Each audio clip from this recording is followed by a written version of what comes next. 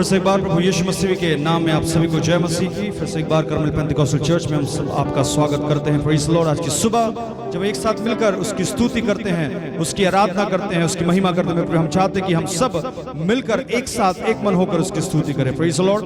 आइए सब हम प्रार्थना करेंगे और उसकी उपस्थिति में जाएंगे। Praise the lord. हालेलुया। धन्यवाद करते प्रभु, फिर से एक बार इस समय को हम आपके हाथों में सौंपते। पवित्र आत्मा प्रभु जी, प्रभु ये समय आपका है पिता, आप कार्य करें प्रभु जी। हम में से हर एक को प्रभु आप अपनी सामर्थ से भरे पिता, ताकि हम एक साथ एक मन होकर तेरी इबादत, तेरी स्तुति गान कर सके प्रभु जी। फिर से एक बार जो भी लोग इस वीडियो के माध्यम से आराधना में जुड़ते हैं प्रभु, आप सबों को आशीष दीजिए पिता, और सबों से आप बोलिए और बातचीत कीजिए प्रभु। हम घटे केवल आप बढ़े। नासरी यीशु के नाम से इस प्रार्थना को मांगते हैं, सुन और ग्रहण कर। Amen, amen, amen. Praise the lord. Hallelujah. आइए परमेश्वर की स्तुति के लिए हम उसके गीतों को, कुछ गीतों को गाकर उसकी महिमा करेंगे। Praise the lord. हालेलुया।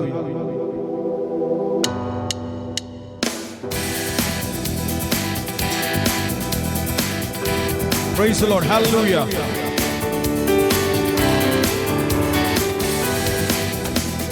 राजाओं का राजा है, वो प्रभुओं का प्रभु है। राजाओं का राजा है, वो प्रभुओं का प्रभु है। प्रभु यीशु मसीह, प्रभु यीशु मसीह, प्रभु यीशु मसीह, प्रभु यीशु मसीह। राजाओं का राजा है, वो प्रभुओं का प्रभु है। राजाओं का राजा है, वो प्रभुओं का प्रभु है। Come on, praise the Lord, hallelujah.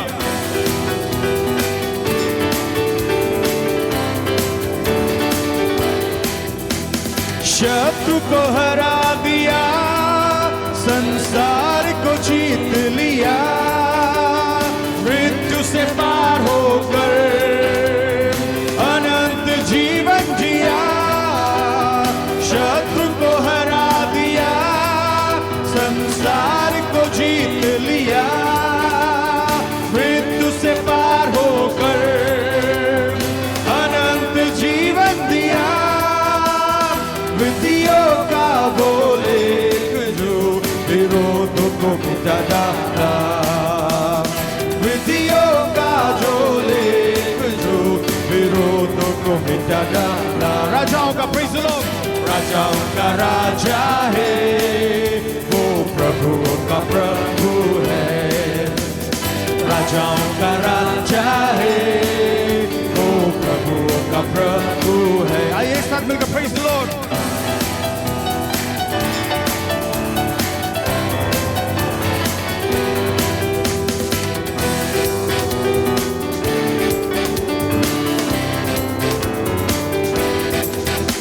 बुलाए चुने हुए हर विश्वासियों के नाम, जय पाना ही है, वचन का है आह्वान। बुलाए चुने हुए हर विश्वासियों के नाम, जय पाना ही है, वचन का है। जब तक सांस रहे करेंगे हम विश्वास, जब तक सांस रहे करें ना हम विश्राम। राजाओं का राजा है, वो प्रभुओं का प्रभु है। Glory, hallelujah. राजाओं का राजा है, वो प्रभुओं का प्रभु है। प्रभु यीशु मसीह, प्रभु यीशु मसीह, प्रभु यीशु मसीह, प्रभु यीशु मसीह, प्रभु यीशु मसीह। राजाओं का राजा है, वो प्रभुओं का प्रभु है। Glory, hallelujah. राजाओं का राजा है, वो प्रभुओं का प्रभु है। राजाओं का praise the Lord। राजाओं का राजा है, वो प्रभुओं का प्रभु है। Glory। राजाओं का राजा है, वो प्रभु प्रभुओं का प्रभु है। Praise the Lord, hallelujah, glory to God। सच में मेरे प्रियो, हमारा परमेश्वर राजाओं का राजा है, प्रभुओं का प्रभु। Praise the Lord। बाइबल बताती है आकाश और पृथ्वी पर केवल एक ही नाम है और वो यीशु नाम है। Praise the Lord, जिसकी हम स्तुति करते और महिमा करते हैं। Praise the Lord। आइए हम सब मिलकर के उसकी उपस्थिति में जाएंगे। Praise the Lord। सब अपनी आंखों को बंद करें, हम प्रार्थना में जाएं। Praise the Lord, praise the Lord, hallelujah, hallelujah, hallelujah। Yes Jesus, hallelujah। Yes Lord, praise the Lord, hallelujah। प्रभु तेरी स्तुति, तेरी महिमा हो, तेरी स्तुति हो पिता, तेरी स्तुति करते प्रभु जी की आप महान परमेश्वर है पिता। Hallelujah. Lord we worship you, hallelujah।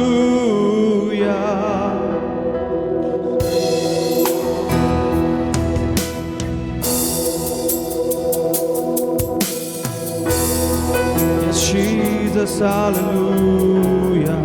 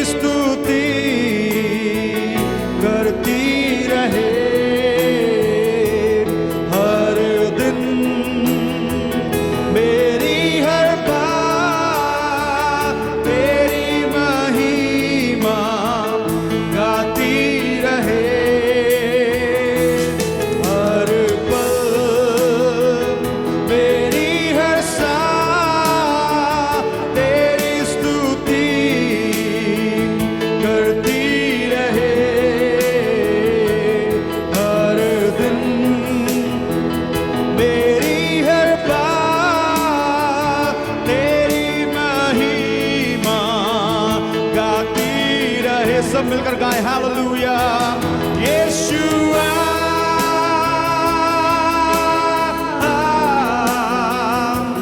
यीशुआ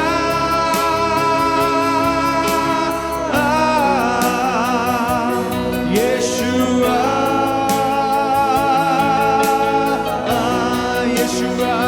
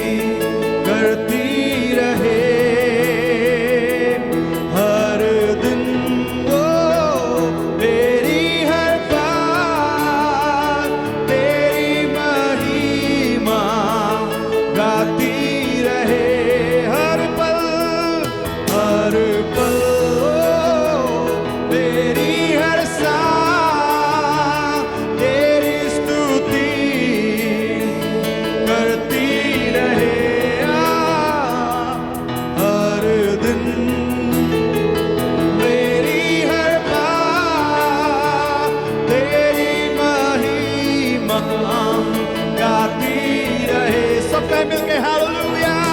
Yeshua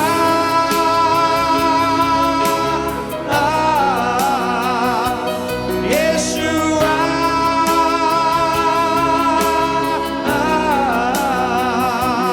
यीशुआ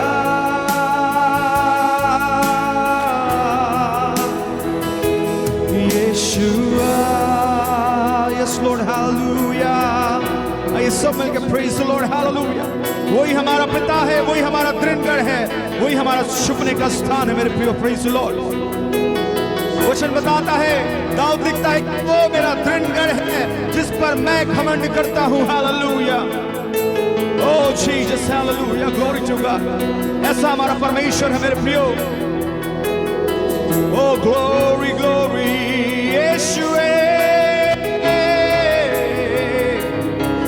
Glorify your name, Lord. Jesus, करते हैं तेरी हम स्तुति, हृदय की गहराइयों से करते हैं तेरी हम स्तुति, हृदय की गहराइयों से। यीशु तू ही है हमारा प्रभु। यीशु तू ही है हमारा प्रभु। Come on, praise the Lord. महिमा हो तेरी,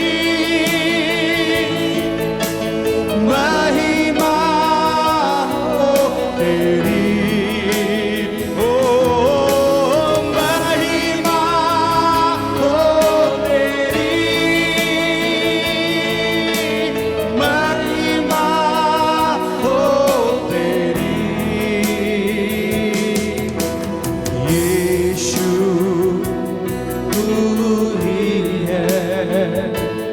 तू ही है हमारा प्रभु।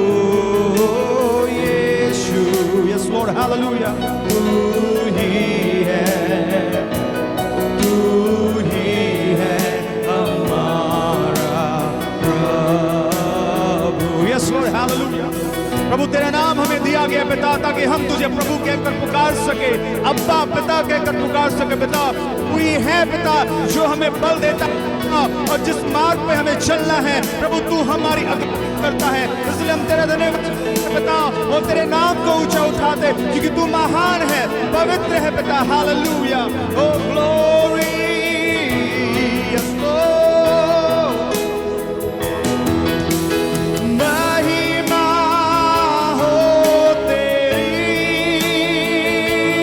ओ महिमा हो तेरी, ओ महिमा हो तेरी।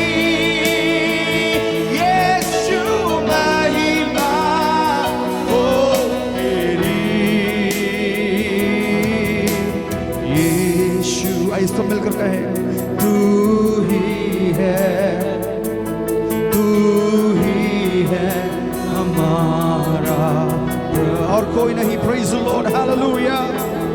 यीशु, यस यीशु है, तू ही है हमारा प्रभु। Come on, praise the Lord। यीशु तू ही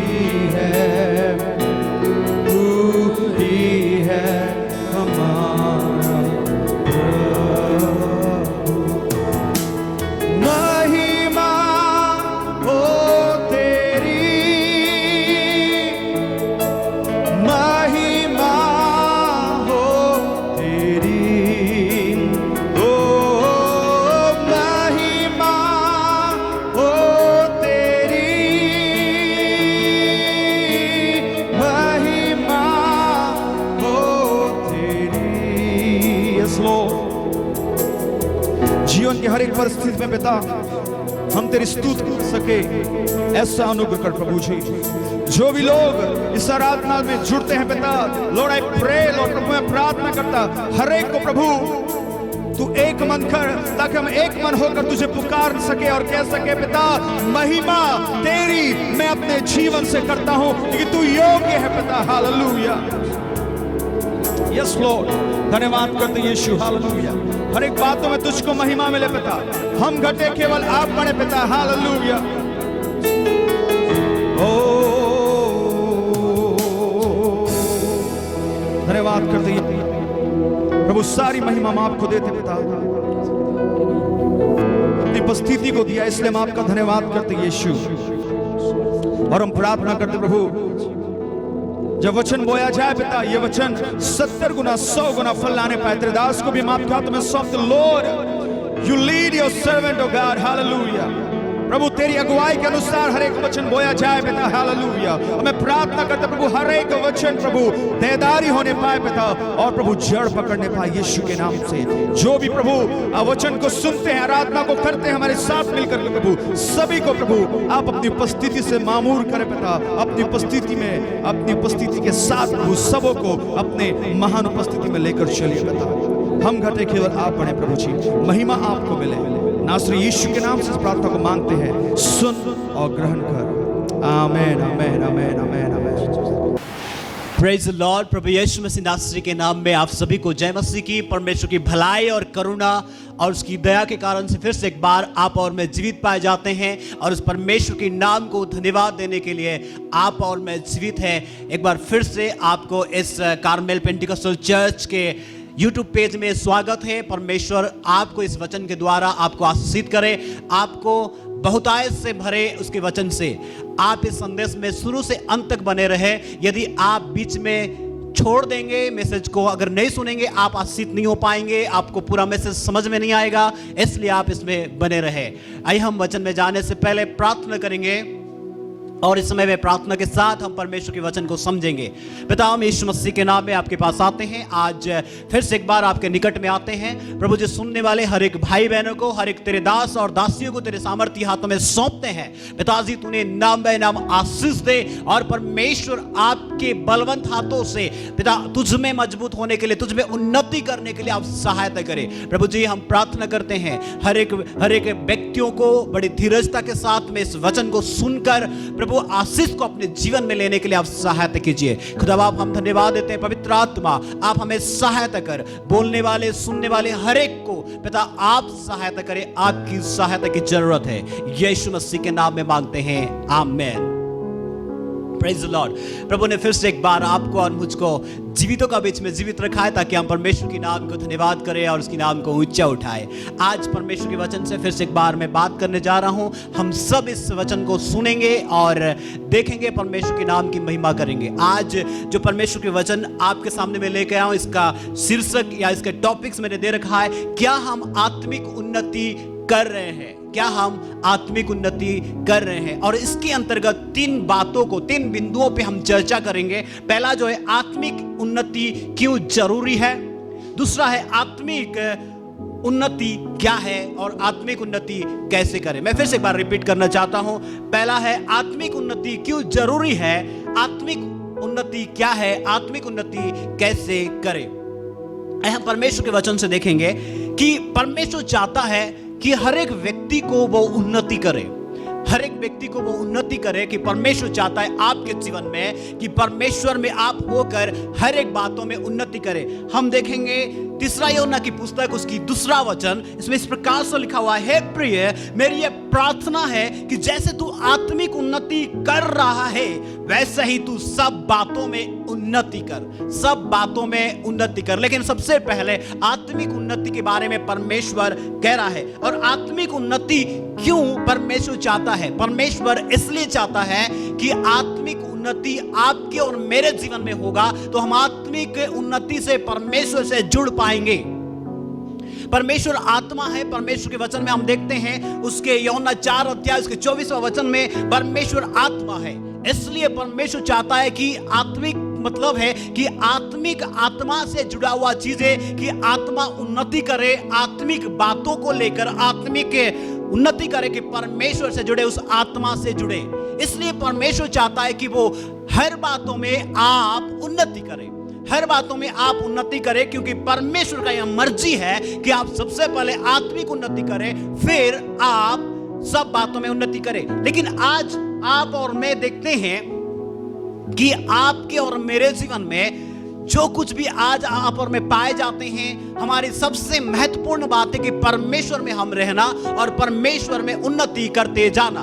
इसलिए परमेश्वर का वचन हमसे कहता है कि आत्मिक उन्नति सबसे पहला स्थान दे, क्योंकि आप और मैं, जो हमारे जो शरीर है, शरीर पाया जाता है, इस शरीर को एक दिन हम छोड़ के जाएंगे। शरीर एक दिन मट्टी में मिल जाएगा और इस मट्टी से, इस शरीर से जुड़ा हुआ कोई भी चीज, कोई भी उन्नति इस संसार में आपके साथ स्वर्ग में या परमेश्वर के पास में नहीं जा सकता है। सिर्फ बाइबल बताता है कि आत्मा ही अमर है, आत्मा कभी नाश नहीं होता है, लेकिन आत्मा परमेश्वर के पास जाता है और न्याय के लिए खड़ा होता है। जब हम परमेश्वर के वचन को देखते हैं, इब्रानी का पुस्तक 9 अध्याय उसकी 27वां वचन में, कि मनुष्य का एक बार मरना और न्याय के लिए तय है कि परमेश्वर के सन्मुख में जाए।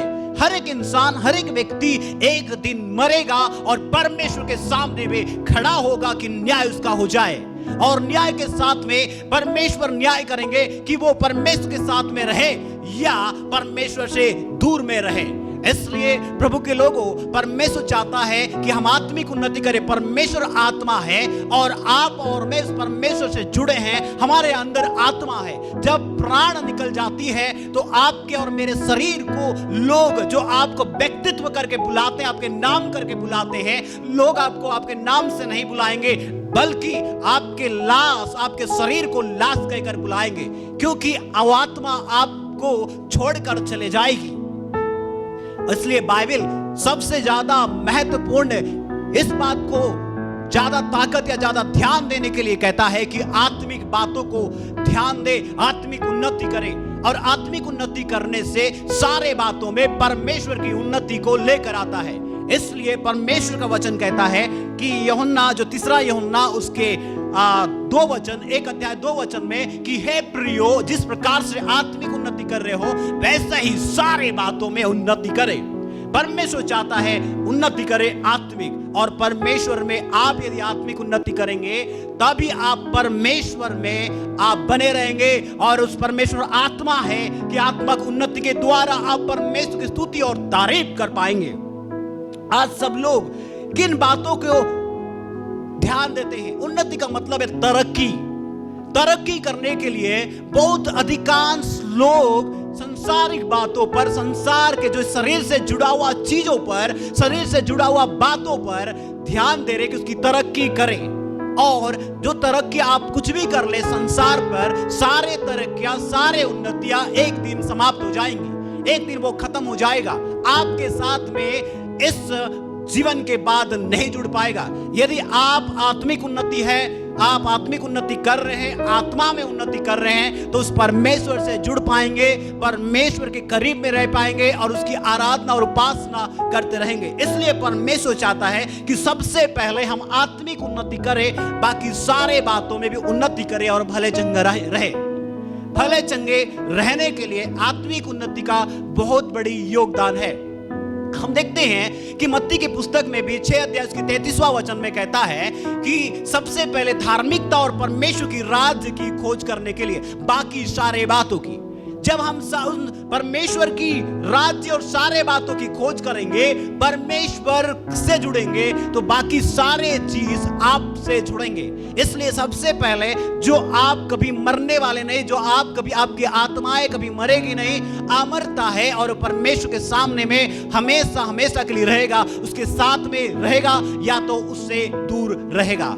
इसलिए आप और मैं यदि आत्मिक उन्नति नहीं करेंगे, परमेश्वर के नजदीक में, परमेश्वर के साथ में इस जीवन के बाद नहीं रह पाएंगे। इसलिए इस जीवन में आत्मिक उन्नति आपके लिए और मेरे लिए बहुत अधिक आवश्यकता है। इसलिए मेरा पहला बिंदु या पहला पॉइंट यह है कि आत्मिक उन्नति क्यों जरूरी है। इसलिए जरूरी है, जो अभी तक हमने देखा कि परमेश्वर आत्मा है, हम आत्मा और सच्चाई में चलने के लिए, आत्मा और सच्चाई में उसकी आराधना करने के लिए आत्मिक उन्नति बहुत जरूरी है। और आत्मा में उन्नति करने के लिए कोई और माध्यम से नहीं, सिर्फ परमेश्वर के सहायता से, पवित्र आत्मा की मदद से, पवित्र आत्मा की सहायता के द्वारा ही हम आत्मिक उन्नति कर सकते हैं। इसलिए कि हम परमेश्वर में ही आत्मिक उन्नति कर सकते हैं, और वो आत्मा, इसलिए आपको और मुझे आत्मिक उन्नति करने के लिए वही पवित्र आत्मा सहायता करता है, और वही पवित्र आत्मा हमें मदद करता है कि हम उसकी आराधना करें। इस संसार में जिस प्रकार से एक व्यक्ति हर एक व्यक्ति संसार को छोड़ के एक दिन चला जाएगा। और इस जिस प्रकार से लिखा हुआ इब्रानी 9 का 27 अध्याय में कि मनुष्य को मरकर उसके सामने या न्याय के लिए खड़ा होना तय है। इसलिए आप आज ध्यान दें किन बातों के पीछे आप जा रहे हैं। संसार की बातों की तरक्की में या आत्मिक उन्नति, आत्मिक तरक्की करने में आप लगे हुए हैं, जो 50, 60 या 70 या 100 साल के बाद खत्म हो जाएंगी। लेकिन आत्मिक उन्नति उस आत्मा के द्वारा परमेश्वर में अगर आप करते हैं कभी भी खत्म नहीं होगी। इसलिए आज हम जो देख रहे हैं इस समय पे बहुत महत्वपूर्ण बातें हैं कि आप किस बात की उन्नति में लगे हुए हैं। बाइबल बताता है रोमियो का पुस्तक उसकी 8 अध्याय 5 वचन में, शारीरिक व्यक्ति शरीर की बातों पर मन लगाता है। यानी कि शारीरिक व्यक्ति जो परमेश्वर से नहीं जुड़ा है वो व्यक्ति ही शारीरिक बातों पर या संसार के बातों पर कैसे वो तरक्की करे, कैसे वो उन्नति करे, उन बातों के पीछे जाता है। और वो सारे चीज एक दिन समाप्त हो जाएंगे, खत्म हो जाएंगे। और आप जितने भी आप अपने नेम फेम जिसके पीछे आप जा रहे हैं सब कुछ खत्म हो जाएगा। लेकिन आत्मिक उन्नति के पीछे गए हैं, आत्मिक उन्नति आप कर रहे हैं, वो कभी भी खत्म नहीं होगा। इसमें लिखा हुआ है कि शारीरिक व्यक्ति शारीरिक की बातों पर मन लगाता है और आत्मिक व्यक्ति आत्मा की बातों पर मन लगाता है। Praise the Lord. तो आपको और मुझे जांचने की जरूरत है कि हम किसकी ओर मन लगा रहे हैं। आपको जांचने की जरूरत है अपने आप को परमेश्वर के वचन से कि आपकी मन कहां लगी हुई है, शारीरिक बातों पर या आत्मिक बातों पर, शारीरिक उन्नति की और शारीरिक तरक्की पर या आत्मिक तरक्की करने के लिए। हम देखते हैं रोमियो 8 अध्याय उसकी 6 वचन में लिखा हुआ है, शरीर पर मन लगाना तो मृत्यु है। शरीर पर मन लगाना तो मृत्यु है, पर आत्मा पर मन लगाना जीवन है। आप जीवन के पीछे मन लगा रहे हैं या शरीर पर मन लगा रहे हैं मुझे पता नहीं है, लेकिन परमेश्वर का वचन आपसे कहता है यदि आप परमेश्वर के वचन पर मन लगा नहीं रहे हैं, शरीर पर मन लगा रहे हैं, तो आप उस मृत्यु के पीछे जा रहे हैं। इसलिए परमेश्वर में आप है, परमेश्वर ने आपको और मुझे चुनकर अलग किया है ताकि हम परमेश्वर में उन्नति करें, पहला बातें और सारे बातों में उन्नति करें और उस भले चंगे रहे। Praise the Lord. परमेश्वर चाहता है कि हम आत्मिक उन्नति करें। आपको सोचने की आवश्यकता है, आपको जांचने की आवश्यकता है कि आप आत्मिक उन्नति को कौन सी बातों को लेकर आप सोचते हैं आत्मिक उन्नति है। आत्मिक उन्नति क्या है? कई बार लोग सोचते हैं कि अगर कोई कलीसिया में अच्छा गाना गाना सीख जाता है तो क्या वो आत्मिक उन्नति कर रहा है? कोई अगर प्रार्थनाएं करना शुरू कर देता है, अच्छा से प्रार्थना करना शुरू करता है, क्या वो आत्मिक उन्नति कर रहा है? कोई अगर लीडिंग करना शुरू करता है, क्या वो आत्मिक उन्नति कर रहा है? कोई अगर प्रीचिंग करता है, क्या वो आत्मिक उन्नति कर रहा है? कोई अगर लीडिंग करता है आराधना को या कोई बातों को, कलीसिया को, क्या वो आत्मिक उन्नति कर रहा है? परमेश्वर का वचन कहता है कि अगर हम परमेश्वर के वचन में देखेंगे कि प्रभु के दासों के पास में कई बार देखते हैं कि आत्मिक बातों पे क्या है कि बहुत सारे लोग, बहुत सारे प्रभु के दास और दासियां लोगों के बारे में इस प्रकार की बातें भी करते हैं। वो बहन बहुत आत्मिक है, वो भाई बहुत आत्मिक है। क्यों? जब हम पूछते हैं तो वो कहते हैं कि बहुत प्रार्थना करने वाली बहन है, बहुत प्रचार करने वाली बहन है, चर्च की सारे बातों में, सारे एक्टिविटीज में भाग लेने वाले भाई और बहनें करके वो बोलते हैं। लेकिन प्रभु का वचन क्या कहता है? अगर हम आत्मिक बातों के बारे में देखेंगे तो क्या इस प्रकार की व्यक्ति जो इन बातों को जिस प्रकार मैंने अभी जिक्र किया है, क्या वो आत्मिक उन्नति कर रहे हैं? आप क्या समझते हैं? और परमेश्वर का वचन क्या कहता है? परमेश्वर के वचन से हम देखेंगे बाइबल क्या सिखाती है आत्मिक सेवा के बारे में और आत्मिक उन्नति के बारे में। बाइबल सिखाती है रोमियो 12 अध्याय उसके 1 वचन में, आत्मिक सेवा अपने शरीरों को जीवित, पवित्र और परमेश्वर को भावता हुआ बलिदान करके चढ़ाओ। यही तुम्हारी आत्मिक सेवा है। शरीरों को जीवित, पवित्र और परमेश्वर को भाता हुआ बलिदान करके चढ़ाने से यही तुम्हारी आत्मिक सेवा है। लेकिन अगर आप समझेंगे नहीं शरीर को कैसे जीवित करे, आप समझेंगे नहीं कैसे पवित्र करें, आप समझेंगे नहीं कि परमेश्वर को क्या भाता है, तो कैसे आप अपने आप को आत्मिक सेवा के योग्य आप कर पाएंगे। इसलिए प्रभु के लोगों, आज फिर से एक बार परमेश्वर का वचन हमसे याद दिलाता है कि हमारी जीवन कैसे चल रहा है। बाइबल बताती है सिर्फ एक ही जीवन है, वो यीशु मसीह है। हम यीशु मसीह को अपने जीवन में स्वीकार करने के बाद, विश्वास करने के बाद, जब हम यीशु मसीह के पास आते हैं, पुराना मनुष्यत्व को, पुराना स्वभाव को, पुराना व्यक्तित्व को क्रूस में चढ़ा देते हैं, यीशु मसीह के साथ में जी उठते हैं और उस मसीह के साथ में हम चलते हैं और मसीह में हम रहते हैं। ये हमारे लिए जीवन है। और जब हम इस जीवन में चलाए चलते हैं, मसीह का साथ चलते हैं, ये हमारे लिए जीवन है कि मसीह की चरित्र, मसीह के स्वभाव, मसीह के गुण आप में है, तो आप परमेश्वर में उस जीवन में चल रहे हैं। दूसरा है पवित्र परमेश्वर चाहता है, पहला पत्रस 1:16 में लिखा हुआ है कि वो कहता है पवित्र बनो क्योंकि मैं पवित्र हूं। आप अपने ताकत, अपने बलबूते से, किसी भी माध्यम से अपने आप को पवित्र नहीं कर सकते। सिर्फ परमेश्वर पवित्र है। संसार में, सारे भूमंडल में, स्वर्ग में, पृथ्वी में, सब जगहों में, और इस पवित्रता से जुड़ने से ही आप और मैं पवित्र बन सकते हैं। और दूसरा कोई भी माध्यम नहीं है पवित्र बने या शुद्ध हो सके। यीशु मसीह का वचन हमें कहता है कि परमेश्वर का वचन कहता है, योना 15:3 में लिखा हुआ है, परमेश्वर का वचन आपको और मुझे शुद्ध करता है। और शुद्ध होने के लिए परमेश्वर के वचन के करीब आना पड़ता है। पहला योना 1:9 में लिखा हुआ है, यदि हम अपने पापों को मान लेते हैं और उसे छोड़ देते हैं, परमेश्वर क्षमा करने और हमें शुद्ध करने में विश्वास योग्य और धर्मी है। और उसी का 1:8 में, पहला यूहन्ना 1:8 में, परमेश्वर अपने पुत्र की यीशु मसीह के लहू के द्वारा वो हमें शुद्ध करता है और पवित्र करता है और पवित्र परमेश्वर से जोड़ता है। तो पहला हमने रोमियो 12:1 में देखे हैं, शरीरों को जीवित, पवित्र और परमेश्वर को भाता हुआ बलिदान करके चढ़ाने के लिए यीशु मसीह की जरूरत है, परमेश्वर की जरूरत है, उसकी वचन की जरूरत है। उसके बगैर हम कभी भी अपने आप को नहीं चढ़ा सकते हैं। इसलिए आज आप और मैं अपने आप को कैसा चला रहे हैं, कैसे परमेश्वर के सामने में सेवा कर रहे हैं, क्योंकि आत्मिक सेवा के बारे में इसमें लिखा हुआ है कि अपने शरीरों को कि परमेश्वर में, परमेश्वर के गुण, उसके स्वभाव में, उसकी चरित्र में, उसके वचन के अधीनता में जब हम चलाते हैं, परमेश्वर के आधार पे अपने आप को जीवित, पवित्र और परमेश्वर को भाता हुआ बलिदान चढ़ाते हैं। जिस प्रकार हम देखते हैं एफिसी का पुस्तक उसके 5:17 में, इसलिए ध्यान से समझो कि परमेश्वर को क्या भाता है, उसकी इच्छा क्या है। इसलिए ध्यान से समझो परमेश्वर को क्या भाता है। हमारा सोचने में, बोलने में, कार्य करने में, किसी के साथ में हमारा रिश्ता रखने में, हर एक बातों में ध्यान से समझो कि परमेश्वर को क्या भाता है। हालेलुया। परमेश्वर का वचन आत्मिक उन्नति का मतलब है कि रोमियो उसके 12 उसके 2 में हम देखते हैं कि उन्नति का मतलब है स्वभाव का बदलते जाना। मतलब स्वभाव कैसे बदलते जाएगा, किसका चरित्र आप अपनाएंगे, किसके स्वभाव को अपने जीवन में लेंगे।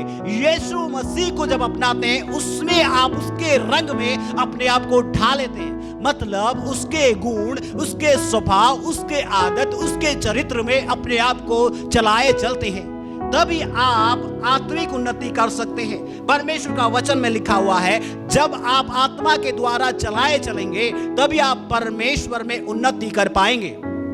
और आत्मिक उन्नति आत्मा के द्वारा चलाए चलने से परमेश्वर के पुत्र और पुत्रियां बन पाएंगे। रोमियो उसके 8:14 में लिखा हुआ है। इसलिए परमेश्वर के बच्चे हम सभी को हम जांचने की आवश्यकता है, हम किसके द्वारा चलाए चल रहे हैं। क्या हम शरीर के द्वारा या आत्मा के द्वारा, उस मसीह के द्वारा, या हम अपने आप अपनी मर्जी से चल रहे हैं। परमेश्वर का वचन आपको और मुझे याद दिलाता है कि हम मसीह में बदल रहे हैं या नहीं, हम मसीह में हमारा स्वभाव बदल रहा है या नहीं, हमारी आचरण, हमारी आदतें हम बदल रहे हैं या नहीं है। कई बार हम अपने आप को कहते हैं हम इतने दिनों से मसीह है, हम इतने दिनों से फलाना टीम से जुड़े हुए हैं, हम इतने दिनों से सेवा कर रहे हैं, इतने दिनों से हम परमेश्वर के लिए चल रहे हैं। मेरे बात वो कितने दिनों से आप चल रहे हैं वो बात नहीं है, लेकिन आप कितने प्रतिशत अपने आप को मसीह के जैसा बनाए हैं, कितने प्रतिशत अपने आप को प्रभु यीशु के आचरण के आधार पे चलाए चल रहे हैं। इस बात को मैं आज बोलने के लिए खड़ा हूं कि मन कैसे नया होता है। इसमें हम देखते हैं मन के नए हो जाने से तुम्हारे चाल चलन भी नए होते जाए, बदलते जाए। मसीह ही मन बदलता है। मन फिराते परमेश्वर के द्वारा, परमेश्वर में जब हम लीन होते हैं, उसमें विश्वास करते हैं, तो परमेश्वर हमारे मन को बदलता है और हर दिन नए मनुष्यत्व, यानी कि नए मनुष्यत्व जो हमारे अंदर आता है, एक नया मसीहत्व आता है और मसीह के जैसा आपको बनाते जाता है। इसलिए यदि आप मसीह में हैं तो आपकी चरित्र, आपकी आदत, आपकी स्वभाव बदलते जाने की आवश्यकता है। हम कितना दिन से सेवा कर रहे हैं, कैसा प्रचार करते हैं, कौन से टीम से जुड़े हुए हैं, कोयर टीम, प्रार्थना टीम, या कोई अगुवाई कर रहे हैं, वो बातें मायने नहीं रखती है। लेकिन ये बातें मायने रखती है और बहुत महत्वपूर्ण चीज है कि आप मसीह की स्वभाव में कितने गहराई से अभी तक चले हैं, कितने मसीह की स्वभाव में आप अभी तक बढ़े हैं।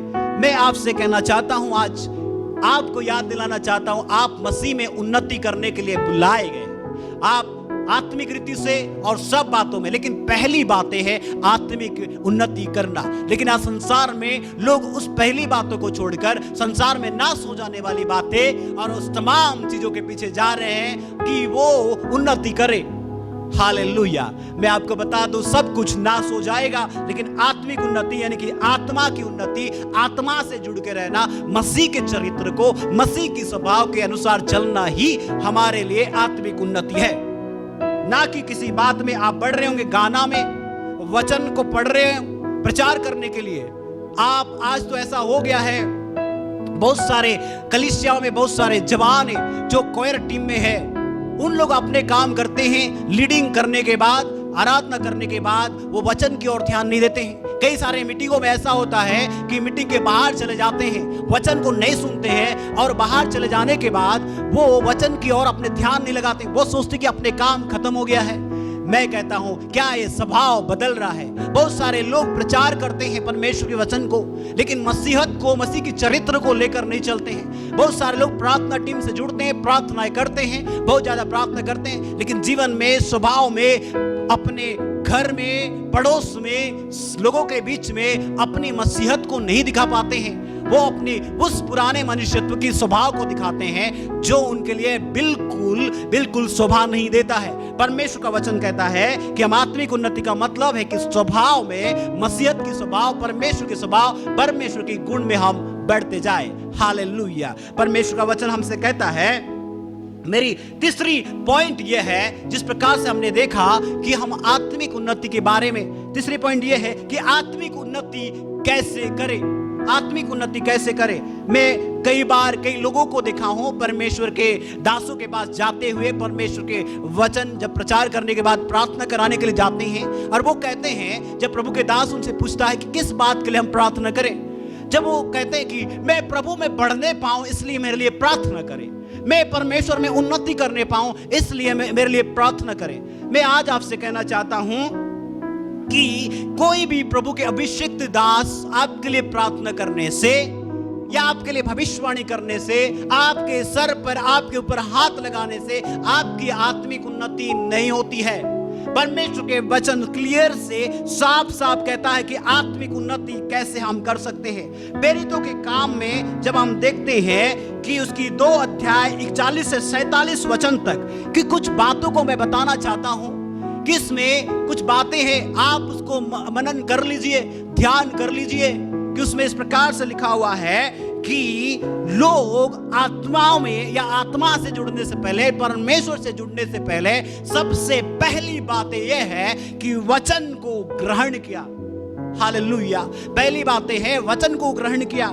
दूसरी बात है, जब उन्होंने वचन को ग्रहण किया, उनको पता चला कि वो गलत है, परमेश्वर से नहीं जुड़े हैं, तो उन्होंने परमेश्वर से जुड़ने के लिए मन को फिराया, और मन फिराने के बाद उन्होंने प्रभु यीशु मसीह को अपनी अंदरूनी बदलाहट को देखा और बाहरी प्रगटीकरण बाहर लोगों के सामने में बताने के लिए कि मैंने प्रभु को ग्रहण कर लिया है, इसलिए उन्होंने बपतिस्मा लिया। तीसरी बात है बपतिस्मा। चौथी बातें हैं कि वो प्रेरितों से, प्रभु के दास लोगों से शिक्षा पाते थे।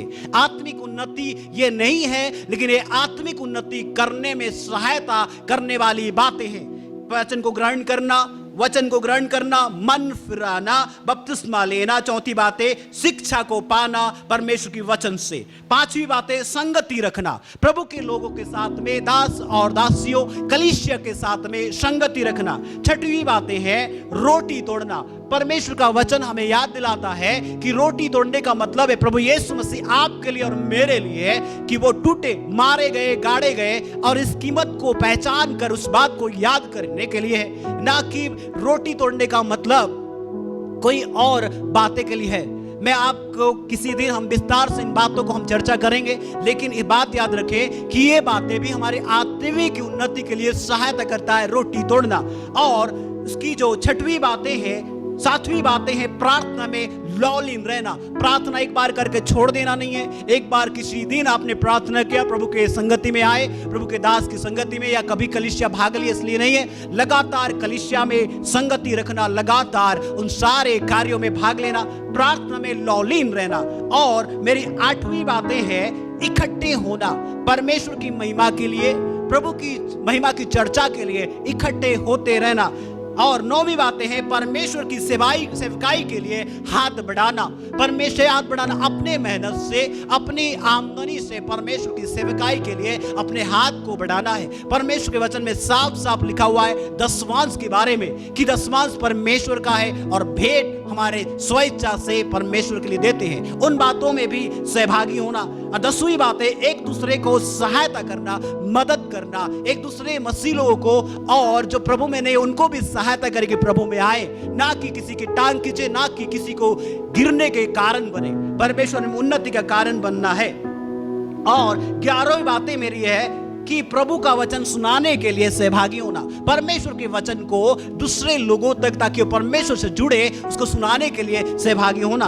और 12वीं बातें जो है परमेश्वर का स्तुति और आराधना करते रहना है, चाहे कोई भी परिस्थिति क्यों ना हो, कोई भी बातें क्यों ना हो, कोई भी बाधाओं से आप गुजर रहे होंगे, कोई अच्छाई या जैसे भी आप दुख तकलीफ में, उन परिस्थितियों में भी परमेश्वर की आराधनाएं आपके और मेरे जीवन से होते रहने की आवश्यकता है। हालेलुया। परमेश्वर के वचन में हम इन सारी बातों को देखें। आज हमने क्या क्या वचन को हमने देखा है। इन दिनों में आपको वचन को सुनने के लिए बहुत सारे माध्यम मिलेंगे। इन दिनों में आपको ऑनलाइन में बहुत सारे मैसेज मिलेंगे, संदेश मिलेंगे। परमेश्वर के दास और दासियां इन दिनों में बहुत सारे मैसेज, बहुत सारे वचन को दे रहे हैं ताकि आप वचन को सुने और इन वचनों के द्वारा आप आत्मिक उन्नति कर सके। हालेलुया। हम देखते हैं कि हमने जो जो बातों पे चर्चा किया है उन बातों को फिर से एक बार रिपीट करेंगे। पहली बात है कि आत्मिक उन्नति क्यों जरूरी है और क्यों परमेश्वर चाहता है कि आत्मिक हम उन्नति करें। दूसरी बात ये था कि आत्मिक उन्नति क्या है। आत्मिक उन्नति इसलिए जरूरी है, मैंने बताया परमेश्वर आत्मा है, इसलिए उससे जुड़े और आत्मिक उन्नति करें। और दूसरी बात है कि आत्मिक उन्नति का मतलब है परमेश्वर के स्वभाव, परमेश्वर के समान बनते जाना। और तीसरी बात है कि आत्मिक उन्नति की सहायक या सहायता करने में जो जो बातें हमने 12 बिंदु देखे। प्रेरितों के काम 2 अध्याय 41 से लेकर 47वां वचन तक। आज इन बातों से हम देखते हैं। मैं फिर से एक बार बताना चाहता हूं, आज बहुत सारे लोग संदेश जो YouTube से, Facebook से, अलग जगहों से सुनते हैं और इन दिनों में उन परमेश्वर, अच्छी बात है कि परमेश्वर के वचन को आप सुन रहे हैं, लेकिन एक सबसे बड़ी बात यह है कि पर्सनल या व्यक्तिगत रूप से परमेश्वर से बात इन दिनों में नहीं कर रहे हैं, कि वो व्यक्तिगत रूप से बाइबल नहीं पढ़ रहे हैं, व्यक्तिगत रूप से परमेश्वर से नहीं सुन रहे हैं, व्यक्तिगत रूप से बाइबल अध्ययन नहीं कर रहे हैं। वो एक वचन को सुनते हैं, दूसरे को फॉरवर्ड करते हैं और सुनते हैं, और बहुत सारे लोग कई सारे वचन को अपने हृदय पे बसा रहे हैं। बहुत अच्छी बात है, आप परमेश्वर के वचन को ध्यान दे रहे हैं, लेकिन सबसे बड़ी बात यह है कि आप वचन को पढ़े, वचन से सुने और उस वचन को परमेश्वर से आप पूछे और परमेश्वर से आप सुनते रहे। परमेश्वर का वचन हमसे कहता है कि हम परमेश्वर से जुड़े। आज बहुत सारे लोग, बहुत सारे पास्टर से, बहुत सारे प्रचारक लोगों से, बहुत सारे ऐसे मसीह भाई बहनों से जुड़ गए हैं। बहुत सारे लोगों का फेवरेट प्रीचर है, बहुत सारे लोगों का फेवरेट या पसंदीदा पास्टर से। हालेलुया, बहुत अच्छी बात है, लेकिन कहीं आप इस बात को भूल तो नहीं रहे कि आपके सबसे पसंदीदा पास्टर्स या आपके पसंदीदा प्रचारक से बढ़कर सबसे पसंदीदा परमेश्वर होना चाहिए। सबसे फेवरेट जो है परमेश्वर है हमारा, ना कि परमेश्वर के दास। आप परमेश्वर के दास और दासियों का वचन को सुनते हैं, कहीं आप उनके फॉलोअर तो नहीं बन गए, आप परमेश्वर के फॉलोअर बने, परमेश्वर के पीछे चलने वाले बने।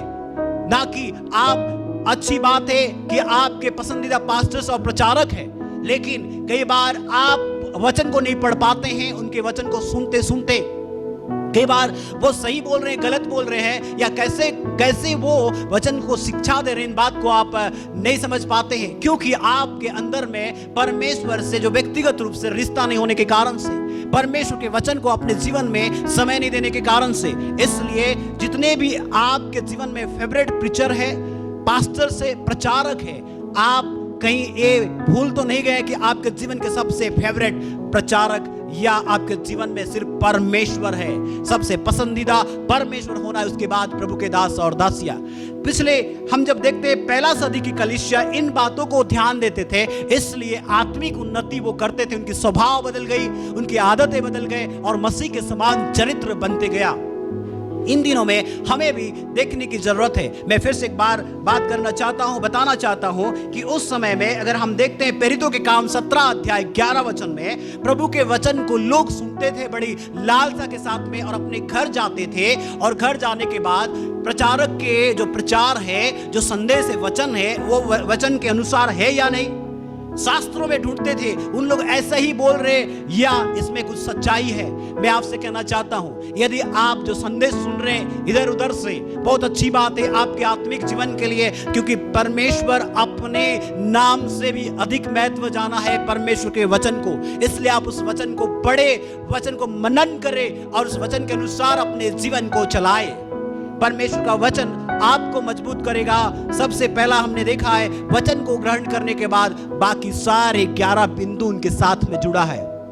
इसलिए आप जब वचन को पढ़ेंगे ही नहीं, आप जब वचन को सीखेंगे ही नहीं, तो आपको समझ में नहीं आएगा कौन प्रचारक या कौन पास्टर या कौन व्यक्ति या कौन सा कलीसिया सही मायने में परमेश्वर के वचन से आपको आत्मिक उन्नति करने के लिए सिखा रहे हैं। जब आप व्यक्तिगत रूप से परमेश्वर के वचन को पढ़ेंगे, सुनेंगे, समझेंगे, परमेश्वर के वचन के लिए समय को देंगे, तब आप आत्मिक रीति से अपने आप को उन्नति करने में उन जो 11 सहायक है, प्रार्थना करना, वचन को पढ़ना, संगति करना, रोटी तोड़ना, बपतिस्मा और परमेश्वर के लोगों के साथ संगति करना, सारे बातें जो 12 बिंदु को हमने देखा है, सारे बातों में आप मजबूत होंगे। अगर उसमें से कोई एक भी बिंदु से आप अगर दूर है कि समय अपने जीवन में आप उसको समय को दे, उसको अपने जीवन में मौका दे, उस 12 बिंदु में से आप परमेश्वर के वचन से देखें। इसलिए मैं आपसे फिर से एक आखिरी बात बताना चाहता हूं, प्रार्थना करना चाहता हूं आपके लिए कि ये कि परमेश्वर के वचन जब आप पढ़ेंगे, जांच पाएंगे, अपने आप को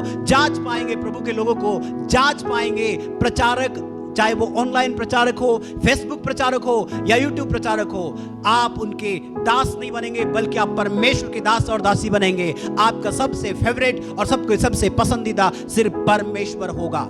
परमेश्वर आपको बढ़ाना चाहता है, आत्मिक उन्नति करें। इन बातों को आप फिर से एक बार सुने, आपको समझ में आएगा। मेरा एक ही बात है, सारी महिमा परमेश्वर को मिले। मैं आपके लिए प्रार्थना करना चाहता हूं, परमेश्वर आपको इस वचन के द्वारा आशीषित करे। खुदावा परमेश्वर, हम प्रार्थना करते हैं आपसे, जितने भी भाई बहन आज इस संदेश के साथ में जुड़े हैं, प्रभु तूने आशीष दे यीशु मसीह के नाम में। आत्मिक उन्नति क्या है और आत्मिक उन्नति कैसे करना है, और इन बातों को आज हमने देखा पिता, आत्मिक उन्नति क्यों जरूरी है। प्रभु तू आत्मा है और आत्मिक उन्नति कराने के लिए प्रभु तू हमें चुना है, करने के लिए हमें चुना है। तेरी पवित्र आत्मा मदद करे हर एक भाई बहनों को, हर एक तेरे दास और दासियों की आत्मिक उन्नति करे। और परमेश्वर, जिस प्रकार से हम प्रेरितों के काम 2 अध्याय 41 से 47 वचन में हमने देखा है, 12 बिंदु पर, उन बिंदुओं पर अपने जीवन को आत्मिक उन्नति करने के लिए सहायता करने के लिए सहायता कर। धन्यवाद, तूने सबको आशीष दिया, सबको छुआ। धन्यवाद। यदि सुनने वालों में से कोई बीमार है, परेशानी है या कोई भी बात को लेकर चिंतित है, यीशु मसीह के नाम में उनके जीवन से सारे परेशानियां जाते रहे। आज तुझे यीशु के सामने आए, प्रभु को अपने पिता उद्धारकर्ता के रूप में ग्रहण करे और परमेश्वर आप में भरोसा करते उन तमाम चीजों से छुटकारा पाने के लिए सहायता कर। धन्यवाद परमेश्वर, हमारी प्रार्थना को सुनने के लिए यीशु मसीह के नाम में मांगते हैं, आमेन। प्रभु आपको आशीषित करे। God bless you. Thank you.